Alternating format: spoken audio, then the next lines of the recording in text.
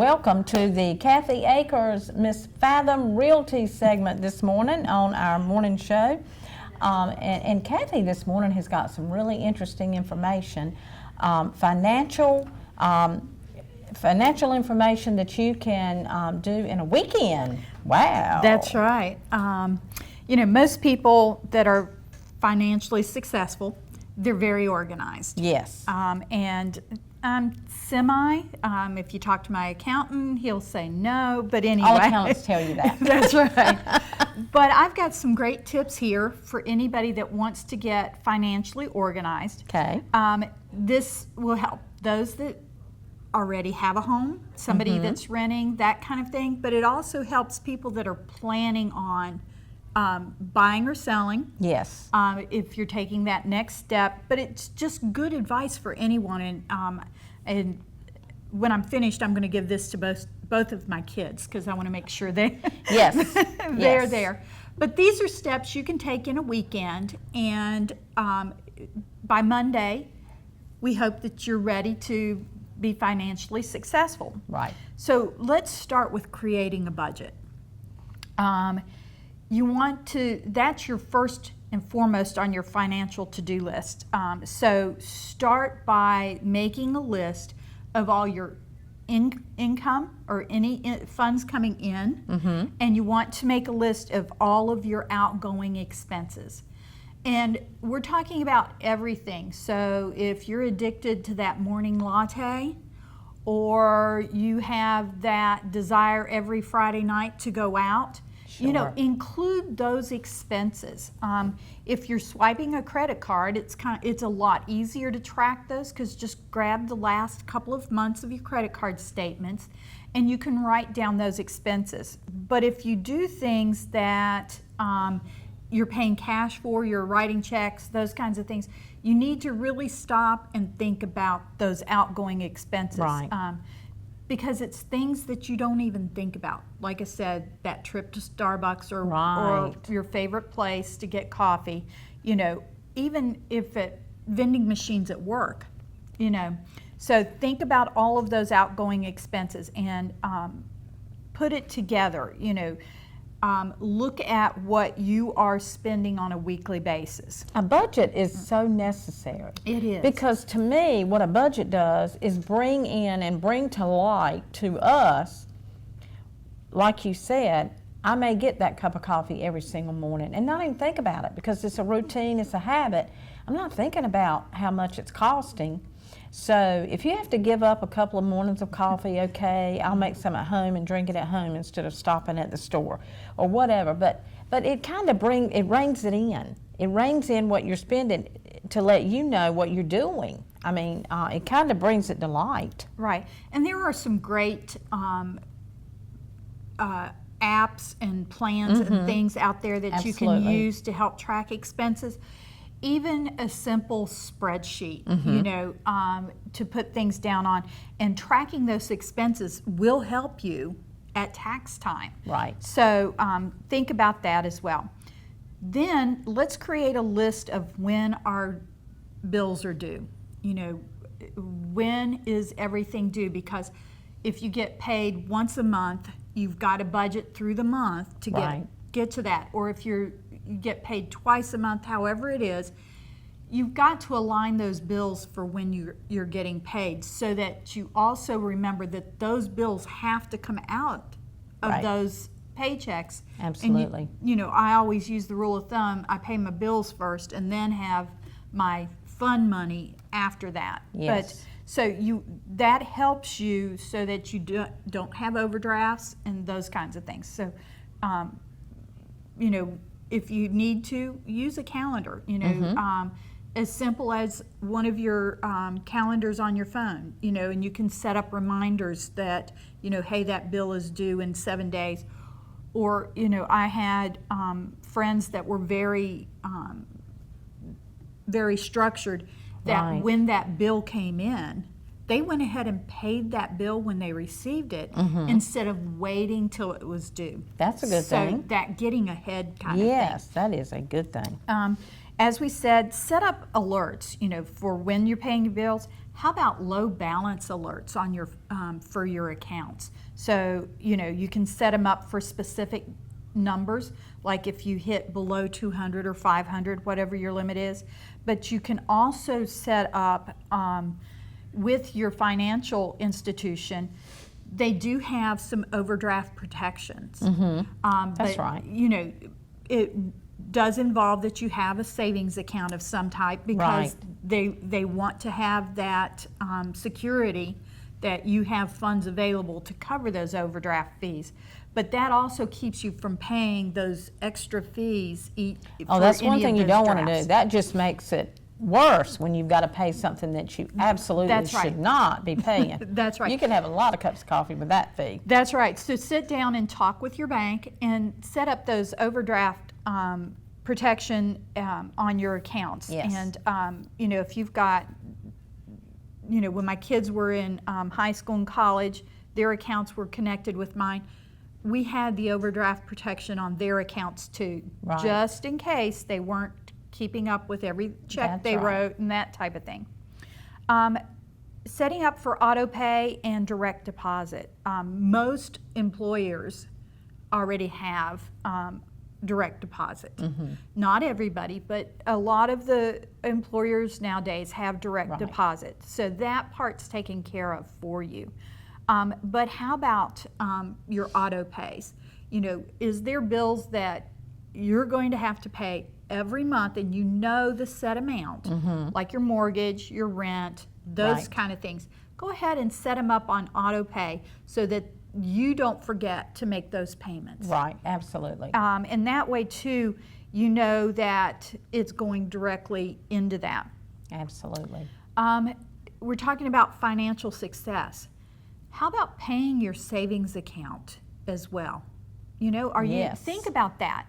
How much are once you've set your budget and you look how much is coming in, how much is going out, look at what you have left over. As we say, pay yourself first. Set up an automatic withdrawal from your checking. Just like a bill. Just pay it like a bill. Except this money's going to you. That's right. So, one of the things they say is to do 10%. That's a great goal of your paycheck.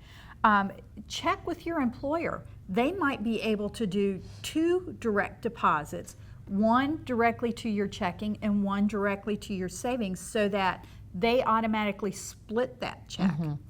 Or, again, if you can't do that, as you do with an auto pay, set up a auto draft or withdraw that goes into your savings account. So, that way you're paying for your future. Absolutely. If you get enough in your savings account, and you are meeting your financial goals, then by all means talk with a financial planner to see what your next steps are. Because if you get successful with this, we always want to go on and talk to a financial planner. They're going to help you in the long run for, hey, we're hearing people retiring in their 40s and 50s. Is that one of your goals? Let them help you make money with your money. That's right. That's right. Create a place to keep receipts, bills, all of those things, to keep them organized. One of the things that I did with my daughter is we did one of those folders that has divided for each month. So all of her bills, all of her receipts, each month they had a separate thing. So everything is right there together.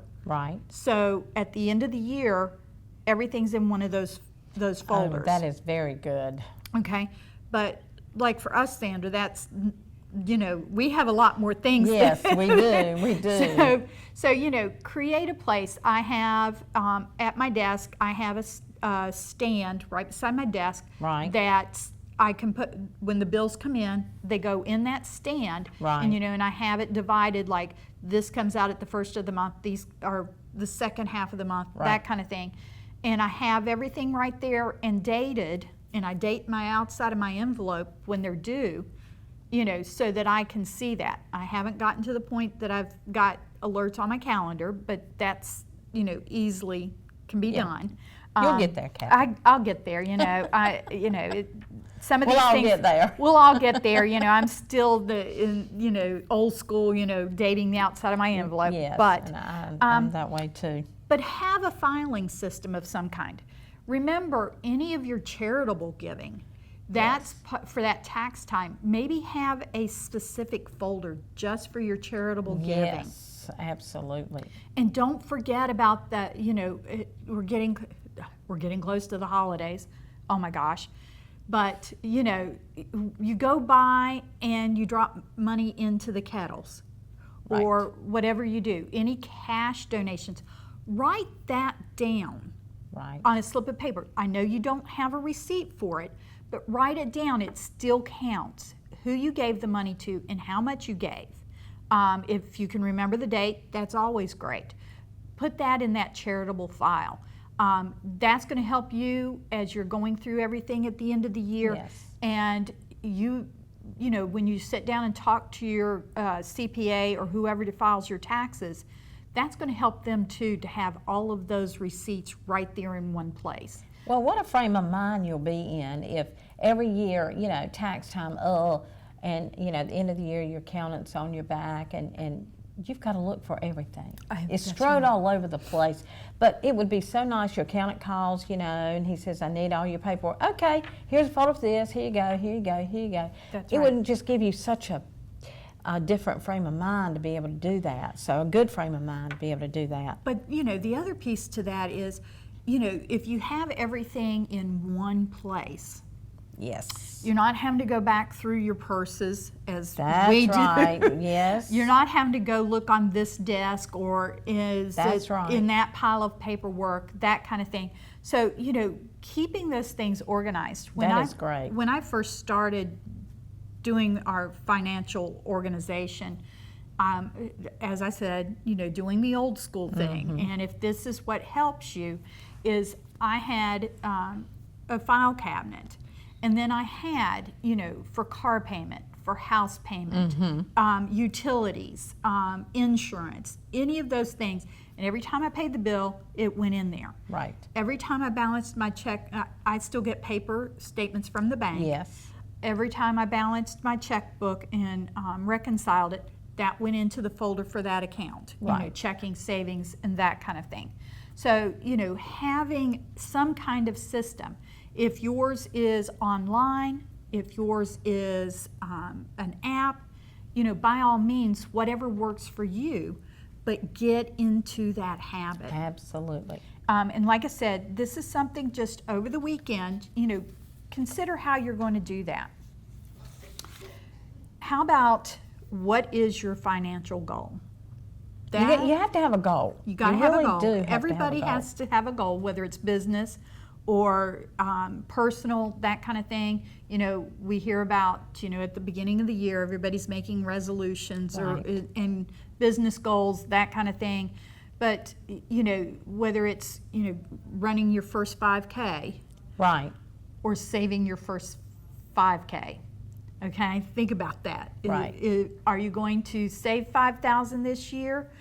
What are you going to put aside, whether it's each paycheck, each month? Do you have a goal to put towards something for the year end?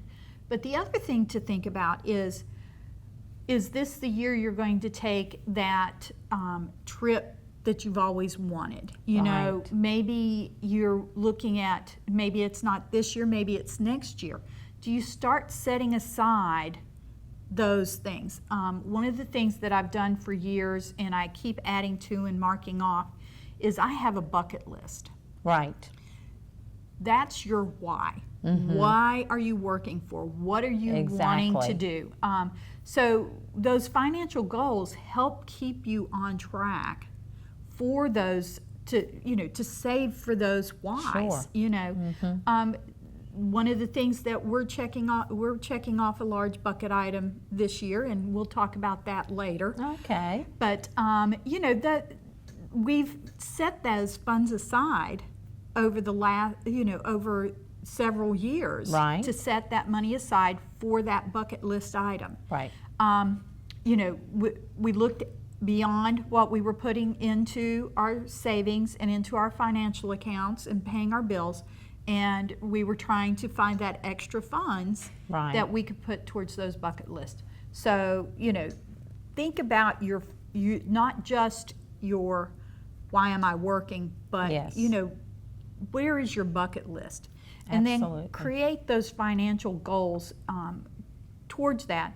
Then come up with a plan. If you've got a goal, you've got to come up with those action plans. So come up with those plans, whether it's weekly, monthly, or annually. Tax season will be here before we know it as well. Absolutely. Are you getting money back on your tax refund? Maybe that's the money that you need to set aside either towards a down payment on a house, towards that trip that you're really looking for, Right. or to pay down some of those credit card bills that maybe you're just making those minimum payments. Right. Any of those things that you can do to help make your financial success. Sure. But be determined and sit down and do this in a weekend. Yes. And it's all simple things. Absolutely. This is great information. This can help anyone. This is for anyone. So anyway, Kathy, thank you again for the great information you always impart here on your segment. So how can people get in touch with you? As always, they can find me or call me at 252-266-4038, or they can go online and find me at kathyakershomes.com. Absolutely. Thank you, Kathy, again. Thank you, Sandra. Okay.